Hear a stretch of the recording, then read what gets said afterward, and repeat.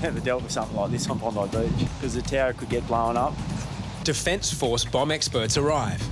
It's Valentine's Day, but before lifeguards head off for their own romantic rendezvous, a new incident. Do not have Looks like police or military. Yeah. It's scary.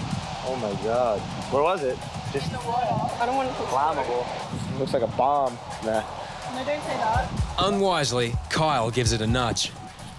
Kerbox is more cautious and calls police. Good, mate. Listen, we just got this thing washed up on the beach. It's like a metal cylinder, and it says it contains phosphorus. It says if found or whatever, notify police or the military. To arm for hand launching. Rotate cover. Seems like it'll you put it in something, it'll shoot off. Rotate it. It does look like some kind of rocket. Oh, this is something. Do not push dangerous. base plug in. Yeah, please, no one touch it. Yeah, no, this is actually kind of serious, actually. Yeah, the police are pretty concerned, actually. They said, mate, whatever you do, just stay there and don't make sure no one touches it. It could explode. Do not touch it. Too late. Don't touch it. Never a dull moment down here. Have a look at it. It's ridiculous. As a jogger nearly treads on the explosive device, Kyle decides to create a 1 metre exclusion zone. Got a bomb on the beach. Just in case some runner just almost kicked it. Bondi keeps throwing me these curveballs. This beach is out of control. We got 40,000 people, half of them trying to go out and drown us. Now we got bombs washing on the beach that isn't really helping us. These two girls found it semi-submerged in the water while they were swimming, and they picked it up and brought it up here, and that's when they notified us. And it has instructions on how to arm it, so you can imagine it's kind of serious. Local police call the bomb squad. Yeah. The exclusion zone is immediately expanded from 1 metre to 30. Now, we got some kind of explosive or something on the beach, and we're about to leave, and it says call the military or the police immediately. And a couple of girls... Kerbox's romantic evening is suddenly on hold. No, I wouldn't be ringing you if it went off. Shortly after, the police rescue squad arrives. They expand the exclusion zone from 30 metres to 300. Half of Bondi Beach is now in lockdown. Another interesting day at Bondi. Whatever's inside the mystery cylinder must pack a punch. Yeah, we go. We're out of here now, mate. For Harries and Kyle, it looks like a late night at the office. We're going to get the police want our assistance down there. They haven't got enough manpower and there's a lot of people gathering. We're not trained as lifeguards in bomb management, but we've got a duty of care to the public, so it's really important that we kind of help out.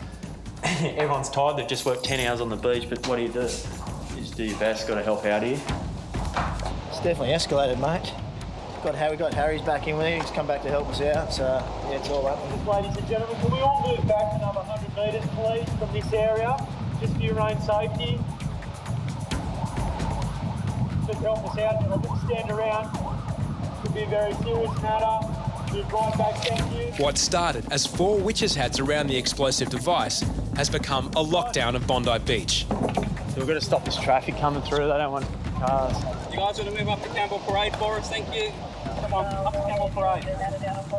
Thank you. They've found something down on the beach. Yeah. It's a bit dangerous, so move up to Campbell Parade for us, that'd be great. Thank you. Okay. We've got dinner reservations down there. On a night like this, Bondi is no place for lovers. Thank you. Then, Defence Force bomb experts arrive. Special equipment is brought in to disarm the explosive device. They've just asked me if we want the tower, because the tower could get blown up and a lot of the glass in the surrounding area. This is amazing. I've never dealt with something like this on Bondi Beach. Right when you think you've seen it all, a bomb comes ashore at Bondi Beach. It's something I've never dealt with in Hawaii. After 3 tense hours, the explosive device is finally disarmed. Police give Hoppo the all clear. Satisfied that everything's safe, so we're going to go. We'll take all our goodies with us and everything's declared safe. So, yeah, thanks for that. Thanks. They've gone down and defused the bomb or whatever it was that floated in, and they've called it all clear and everyone's moving away and it's all over. It's not until the next day that lifeguards find out the nature of the device and how dangerous the situation was. Now, I'd suggest that if you were holding on to that and the scuttling charge operated, the experience of that would be probably similar of trying to hold on to the nozzle of an oxyacetylene torch. Yeah. Okay. Right. Very, very hot. Oh. Lots of molten metal, which get thrown in the probably around about 10 to 20 metre mark. Yeah. The item at Bondi completely failed to initiate, so it was fully armed and live. The mystery cylinder was a military flare used in anti-submarine operations. The two girls I found, they grabbed it and they came to the beach and she's kind of like holding it and shaking it. Would that have done anything or not really? That is an undesirable. Yeah, I mean, that's... A bomb scare seems a reasonable excuse for missing a romantic dinner on Valentine's Day. But perhaps the lifeguards were meant to be together anyway. Oh, Valentine's Day. Yeah. Oh, hug Hoppo and Harries and... Once again. Yeah. Once again. We're by ourselves. Once again. The Lone Rangers. Right? That's how it ends every year. Everyone thinks that working down at Bondi as a lifeguard is probably the answer to everyone's, love life woes. But yeah, look, it's not the ideal paradise for meeting your dream date down here that everyone thinks it is. Enter Bondi's favourite matchmaker. There's nothing like helping a mate in need of some love. Oh, I need some help. Singlets is a bit of a heartthrob. He's got the nice torso and he's got the long, big jaw and the blonde hair. It kind of gives across that iconic lifeguard look. With Harry's help, is Singlets' luck about to change? Singlets and I are just travelling down to the southern end of the beach and a stunning lady approaches us saying she had her purse lost on the beach. Thanks, guys. We had the purse. It was up in the tower and I could see a dinner date right in front of me. Dinner date, you two. Oh, don't be silly. There's lives to save here. Yeah, so as awkward moments go, it was pretty awkward. What would you like handled at dinner? Where do you like to eat? I'm feeling very embarrassed about the whole thing, just trying to think about work and what's going on in the water. And you two just become sweethearts. Too much pressure. Harry's is doing his matchmaker thing. Grab hands, grab hips, let's dance, everybody. No one likes being set up, let's face it. This is awesome. I wish I had my phone that dance and take a picture. I know, you can never record these moments. Hey, don't worry, they're recording it. No, but I want a picture for myself. So I'm waiting for my moment to make this young lady's day and hand the purse over, and just as we're getting to the tower... Boys, can you go back down to backpackers, please? I was like, no way. Mate, we've got 4 in the rosin. A couple of rides for this, 2 aren't great. Yeah, on our way. So we dropped her off and dashed down south, and we didn't have a lot of time on our hands. Oh, now 4 of them are back in trouble again. Now, the last thing on Singlet's mind is his love life.